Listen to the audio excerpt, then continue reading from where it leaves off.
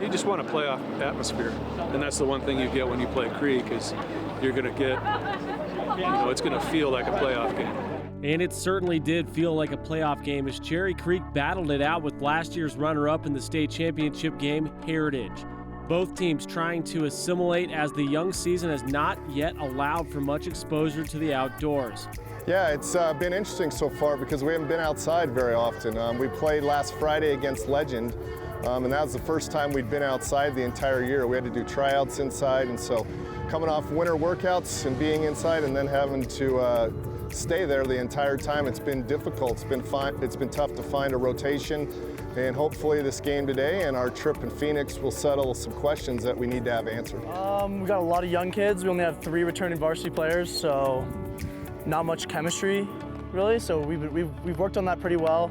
Haven't had a lot of time to work outside yet, but I think kind of being in a tight space indoors for practice helped us out. So we're all getting along pretty well, and we played pretty well together our first game.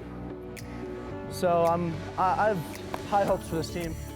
While Creek seeks the answers to their questions, Heritage, with a number of returning players, are more focused than ever to avenge their runner-up status in last year's championship game. Well, I think with 8 starters back and 5 pitchers that we kind of expected to be highly ranked.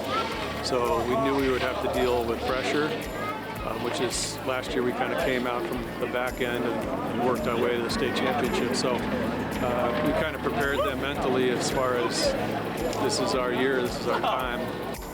Yeah, I'll tell you, this team is special because it's got a lot of returning players that contributed to a team that came in second place last year.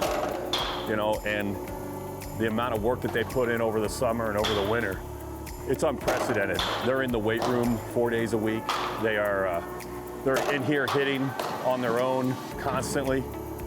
I don't see a group of kids that I've had over the years, now that I'm an assistant, I can see it a little bit more, but they work harder than any group of kids I've ever been around. Teams like Heritage are what make this 5A division so tough to compete in, where every game is a battle. Head coach Mark Johnson knows all too well that there are no days off in this classification.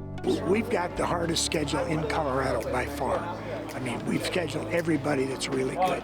Plus, we've got an unbelievable schedule in the Arizona tournament. So our 23 games, we don't have any ducks at all. So every game is going to be teams that are very good, let's put it that way, equally as good as us or them. And you know what? We're just going to get better by dousing ourselves in the fire. Heritage managed through a push by Cherry Creek in the 6th inning, where Heritage coughed up 3 runs, but the Eagles still won 7-4 on Tuesday. If you can take a loss as a learning experience and gain from it, that's valuable, very valuable. So obviously you want to win every game you possibly can, but on the other hand, I think staying positive and working at it, and as I told the team, we're not as good as we're going to be yet. And I underline the word YET.